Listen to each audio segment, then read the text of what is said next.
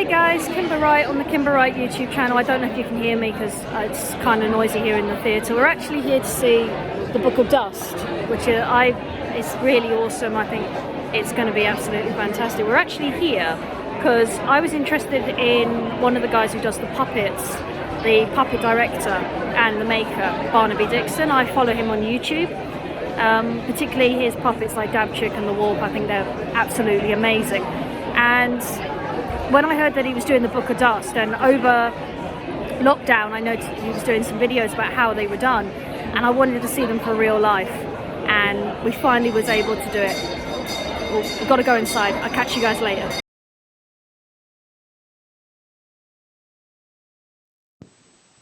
There are very few books in the world that can make such a difference in the world in both a positive and a negative way without actually meaning to be offensive in any way, shape or form. That's what banned books are about. Now, I'm not here to talk about banned books, but I am here to talk about a play that is based on a recent book by the author Philip Pullman. Hi guys, my name's Kimber Wright, and you're watching the Kimber Wright YouTube channel. Shortly after lockdown started to ease off, my mum and I went to go and see The Book of Dust. The Book of Dust is a play based on a book by an author named Philip Pullman. This book is a prequel of a book that he wrote in 1995, or to be more accurate, a set of 3 books that he wrote. The 3 books are Northern Lights, Amber Spyglass, and The Subtle Knife.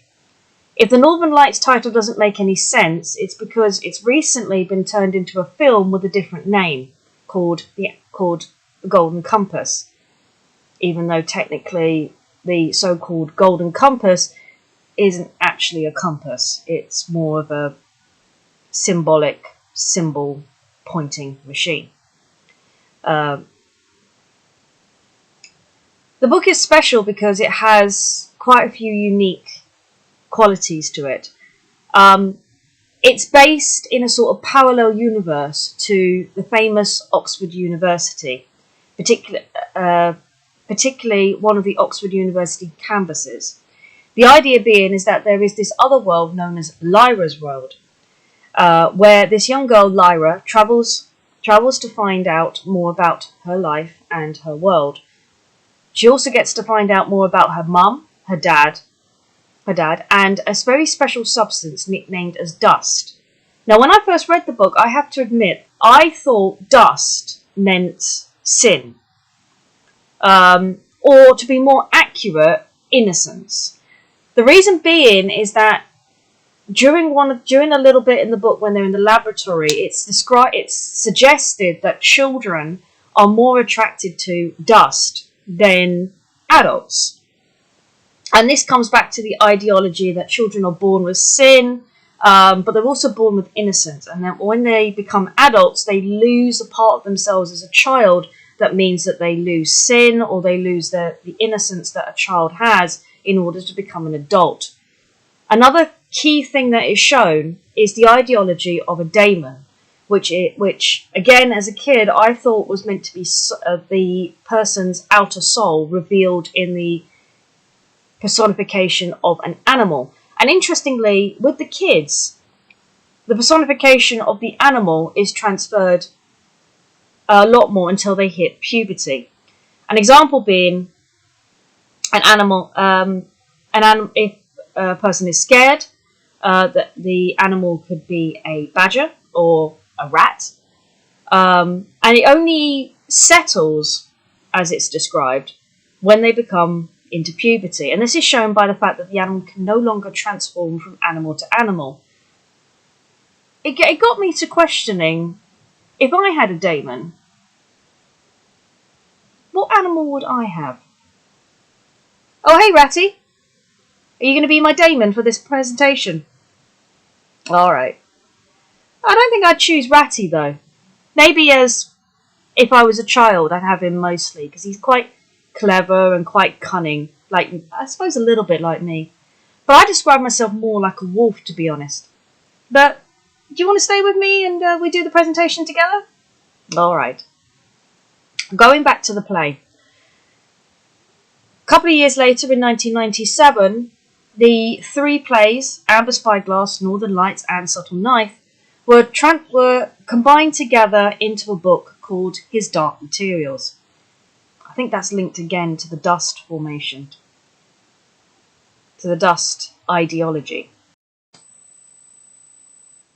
This book, His Dark Materials, was then substituted into a 2-part play by the National Theatre, and I had the lucky coincidence to go and see it while I was in secondary school, and it was fantastic. They used humans dressed as bears for the bear scenes. They described Lyra's world really, really well. Now, although the puppets used to represent the daemons were typical kind of furry, kind of body-like puppets operated by puppets dressed in black, it was a fantastic play, and we absolutely loved it. What are you nodding your head? You didn't go and see it, did you? The point I'm making is that when Book of Dust came out, it was a huge interest to both me and my mum. It's a prequel to the original book. I haven't read the book yet, but I do plan on reading it at some point, because I think it'll be absolutely brilliant. Maybe I'll read it to a ratty as well. The book that was converted into a play is called the Bella Salvage, or Bella Salvage. I'll put the name on the top right here. La Bella Salvage was the name of the main character's canoe. The main character is called Malcolm, and he's about to reach puberty real soon. His daemon, Ashtar, is a transforming daemon, because he transforms a few times from bird to butterfly to many different kinds of creatures to express how he feels. Among them is Alice and her daemon, although her daemon I can't quite remember the name for. I might put it up here as well. And they travel together. Now, their world is under threat. I think it's based on the idea of Noah's Ark. Their world is under threat. It's constantly raining. It's starting to flood, and there isn't much hope for them in this world. Mixed in this is a character named Lyra. Now, Lyra in the original book was a 13 to 14-year-old girl, but also not quite reached puberty yet, although by the end of the books she does. In this one, she's a baby. And the story describes her journey from Malcolm's home, or an area nearby Malcolm's home, to the Oxford University campus, known as the Science College or Science Convention, where she will then begin her story later in the years in His Dark Materials. It's a wonderful connection to the books, which is an absolute phenomenon. I think they missed an opportunity, because it would have been nice if the National Theatre had reintroduced His Dark Materials, so you could go and see La Belle Salvage, and you could go and see Dark Materials, so you get a chronological order of what is going on. As I said, I've seen the film before. I've seen the stage productions before, so I knew what was happening. As I've never read the book, it seems odd that I would have been interested in going to see such a thing. Well, for one thing, theatre's been closed for a very long time, and I'm very passionate with theatre. So I was very, very, very, very, very excited to go and see a stage production yet again. The other reason is to do with one of the people who actually made the stage production. Before lockdown, I was actually following this YouTuber named Barnaby Dixon. Barnaby Dixon and his famous puppet Dabchick appears in his YouTube channel, off on little adventures and having a wonderful time. He operates his puppet very similar to this kind of movement. So he'd operate quite a lot of things with one hand to illustrate the bird's movements, and he does sometimes do puppets with both hands as well. Now, this is significant. He was then asked to do the puppets, the Damon puppets, for La Belle Salvage. And I think that was an excellent choice. His puppets were absolutely amazing. I thought they were really good. Check out this link. During lockdown, he was working on the puppets in La Belle Salvage. And if you look at his channel, he's got at least 2 videos that describes the auditioning of the puppeteers, and how the puppets were built. So you get to see the kind of liveliness in which the puppets were. I enjoyed it either way because it was just so good. I loved how the puppets were lit from the inside to make them look even more spiritual and even more kind of, this is not just a normal animal, this is the person's personality, which was just absolutely brilliant. You had animals of many different forms. You had the pygmy monkey from the original story without the fur. You had badgers. You had snakes. You had... Interesting enough, one of the funny things that I really loved was that one of the main bad guys, and I think this was a slight hint to what was going on in the play, but the main bad guy, who was meant to be this high person, highly popular in the world, his daemon was a snake. And to this day, I think that was a slight subtle hint to any of the audience members who knew the stories, who knew the plays, who knew the kind of world that Lyra's world lived in. To see someone who's meant to be this trustworthy and highly powerful person, and his daemon is a snake. Come on, little hint there. You've got to admit there was a kind of hint there. So I was really excited to go and see the show, just to support him, because I wanted to support him so badly. His puppets were absolutely amazing. One of my favourite puppets was the hyena. Now, the hyena was very different to the other puppets. The other puppets were operated by hand with a puppeteer, and this time they didn't try and hide the puppeteer. You could see the puppeteer, you could see the mouth moving. I think that added the kind of personality, because you got the kind of a male character would actually have a female daemon because it's played by a female puppeteer. The male daemon, female human would have a male deity.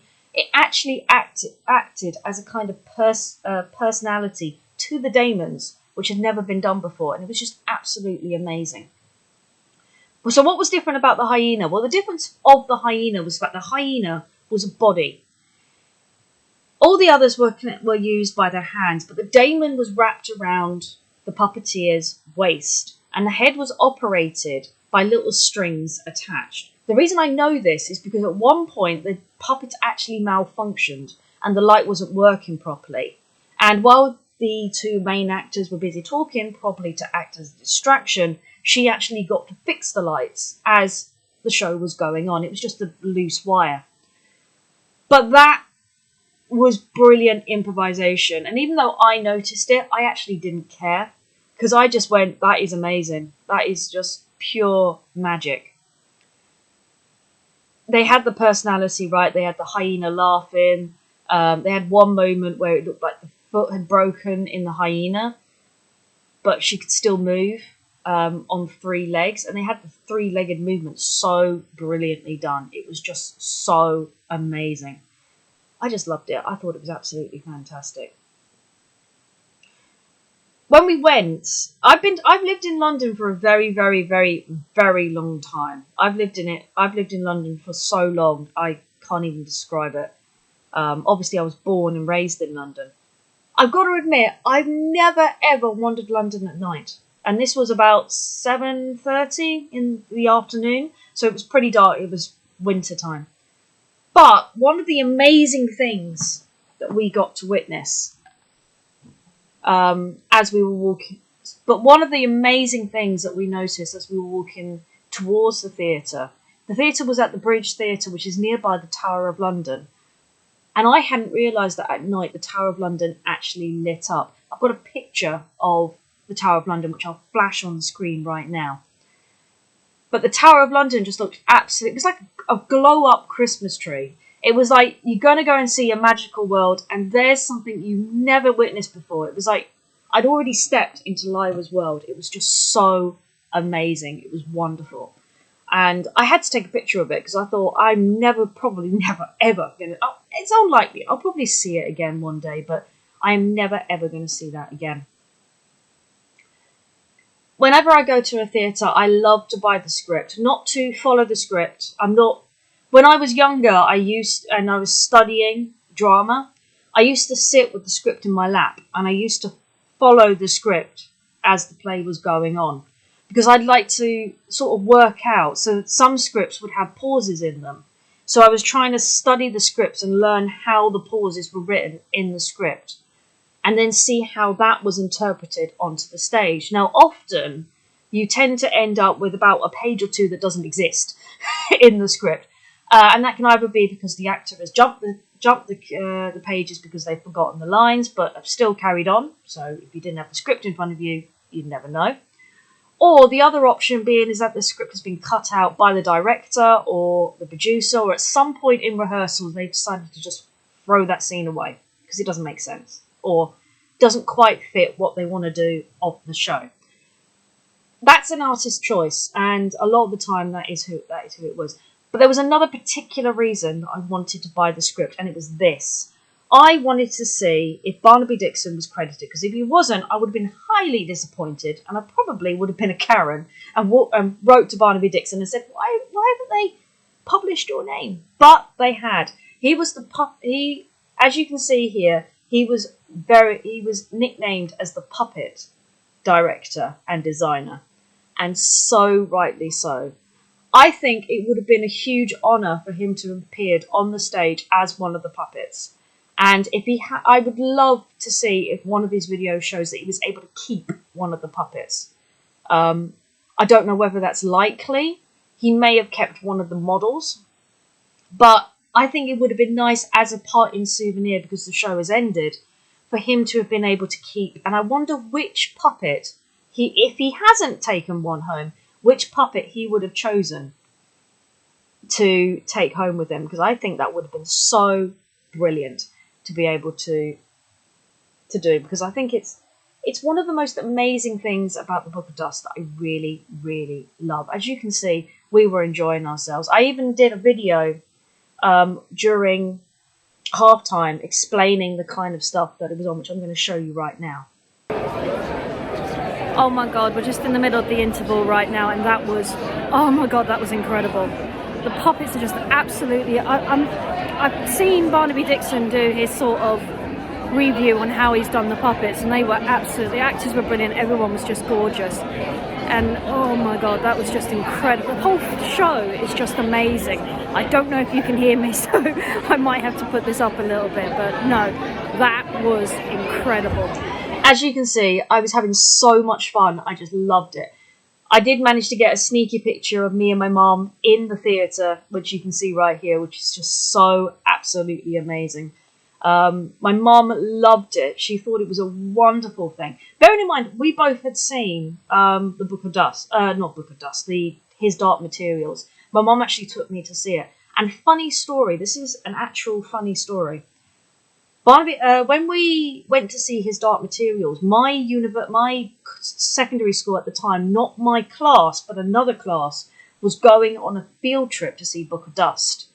And unfortunately, they were only able to see one part of it. They weren't allowed to see the second part, which was such a shame, because I think it would have been absolutely brilliant for them to have been able to see the second part.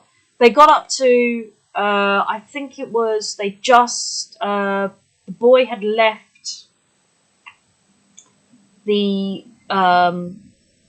world and come into Lyra's world. No, tell a lie. They got up to the bit where her father had separated her friend from his daemon, and he'd collapsed on the floor. Now that is a huge, powerful scene. But the second part was even more powerful because it continued to tell the story, and it continued to reflect on the kind of lives that both of them had. And it was just so amazing. I think I actually volunteered to write a report on the second one so the class wouldn't look at it. Although I admit I'm not sure I actually got through to actually writing the report, which explains why this took so long, because it took so long to plan. And even then I'm probably fluffing it. But it was an amazing show, and I love to see it. I did have pictures of it, but I can't remember where they are. They're somewhere in my mum's house. If we find it, I'll show you later on in the video what it was like. And obviously during the show, I would love to have taken a picture of the puppets. And I would love to have taken a picture of some of the actors.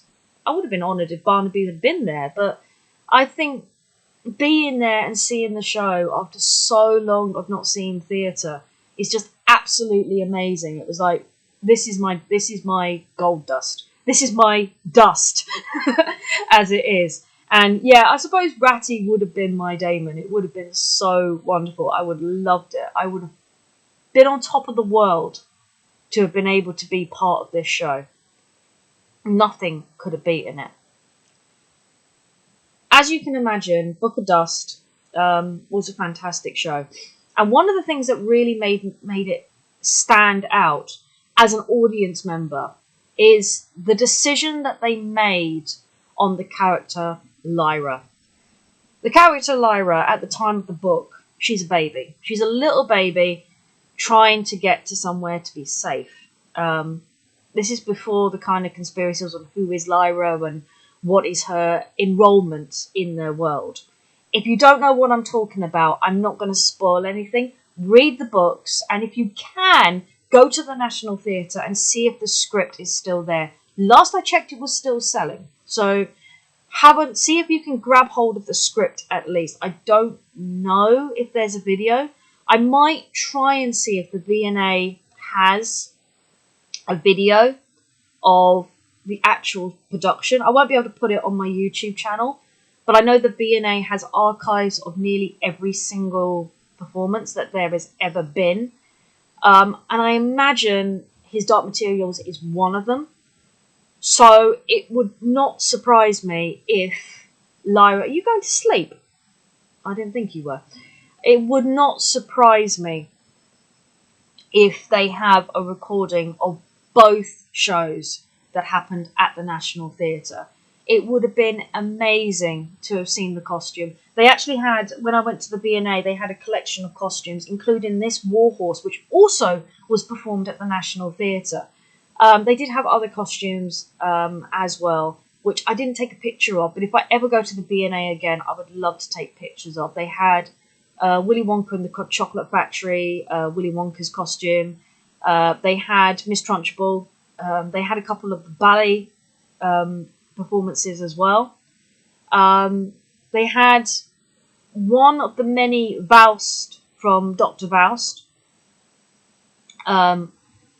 with the Devil's costume, the red cape, the tight costume, which I think is an absolute phenomenon. If anything, it's a credit to the costume designers, and the costumes were amazing in the show. It was just absolutely brilliant. But going back to the main point, the decision that they made about Lyra, and they had about 4 separate actors for this one. I imagine a lot of them were twins. I've given a clue there. Lyra was played by an actual real-life baby. Now, you can imagine a lot of the time when the baby appeared, the baby's magic would activate, and a lot of people would go, "Oh, that is cute." But there is a reason why they say never work with children or animals, unless they're puppets. Because, you know, puppets are a lot more well-behaved than the actual animals are. Don't listen, guys. Animals, the baby at one point had an error which you cannot fault the baby on. If anyone faults the baby on this, they would have a lot of people objecting. There was a scene where Malcolm brings an acorn. I think it's like a wooden acorn that he'd made at school. And he brought it to the baby thinking that the baby would like it. But the sisters at the time that was looking after the baby said that a wooden acorn would not be an appropriate toy for a baby. The thing was, the baby in question, who should have shown no interest to the acorn, was currently reaching towards the acorn. And there was a slight moment where we were slightly worried that if they take the acorn away, is the baby going to burst into tears? Because the baby's probably going to be a bit confused. But no, the baby was amazing. I think they kind of got rid of all the babies crying in a separate room before the baby would appear. There was also a couple of moments where the baby didn't show up, or rather, there was a few moments where the baby would appear as a blanket played by the actors, which all their acting was just amazing. It was just so cool how they did it. And then, so there was a scene where the baby was put in an oven, for example. And originally the baby was put in as a blanket. And then, when they reached into the oven again, out came the baby. Another example of this was they had a whole row of babies, supposed babies, of which one of them was Lyra. And Malcolm had to find the baby, who was Lyra. He had no idea who the baby was. Babies are babies, they all kind of look the same. Now the thing was, don't look at me like that. The thing was, the bad guy came in and picked up a blanket from one of the cots. Now, this was meant to indicate that the blanket was a baby. And it was bundled up like a baby. They acted like it was a baby. And it was so amazing. We all thought, oh no, Lyra's been captured. They've got Lyra. Don't take Lyra. Don't take Lyra. And then it was revealed by Malcolm when he reached into another cradle and pulled out the baby. Lyra was fine. She was fine. She was safe. It had been someone else's baby. Oh, it was a huge relief to know that Lyra was safe, and that was as an audience member. Kind of cruel, but it was amazing, and the baby was so amazing. Acting was brilliant. The baby's got a career. I'll tell you right now, the baby's got a career. But it was just so amazing how it was done, and how the acting was just so brilliant. Now, I've mentioned before that the actors of the puppeteers had lights coming out of the puppet. It showed this kind of spiritual world. But lighting also showed a very interesting step in the ideas of flooding. They used a lot of projection to show the flooding of buildings. So they would have little spire tips coming out of flooded water on the backdrop, which was an amazing thing to see. But they also had little spiral gels mixed with, I think, projection. I'm not 100% sure. But they had it on certain sections of the floor as well.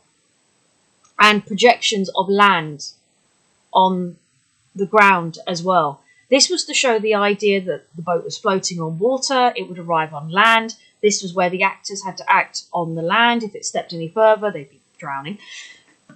And it was just amazing, the fact that the lighting and the sound and everything, including costume, just took you away from the real world and was able to show you the kind of lifestyle that these people were living in. It made you believe that you were witnessing a flooding, an unknown flooding. It was just so amazing. There was no explanation to the floods.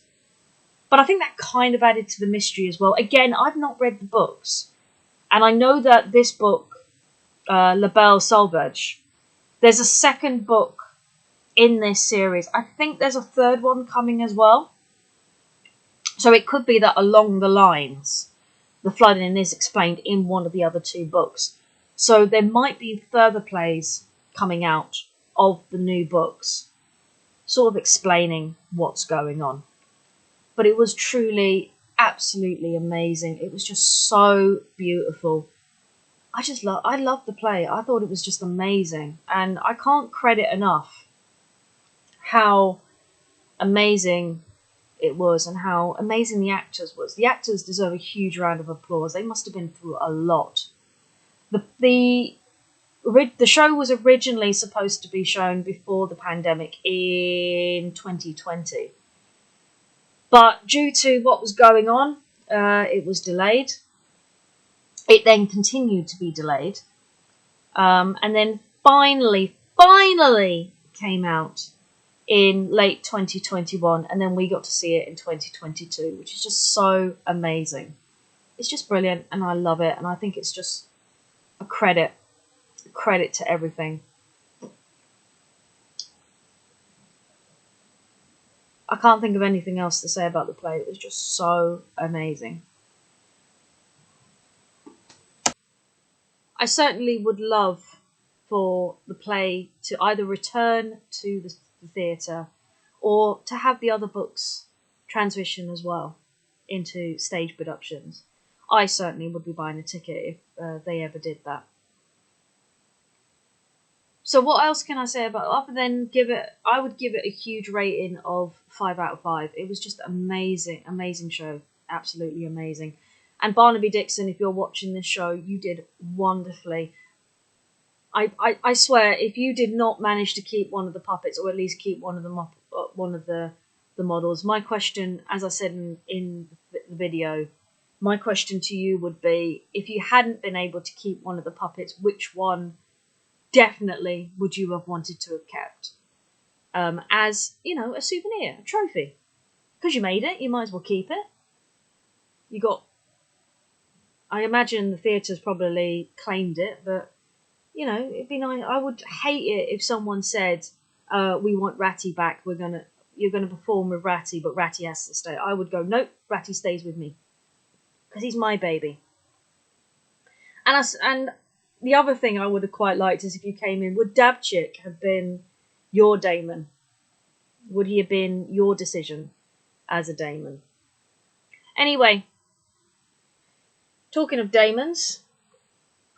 Ratty and I are going to head off on another adventure real soon. We'll see you again when we publish that video, hopefully, if we manage to get it done.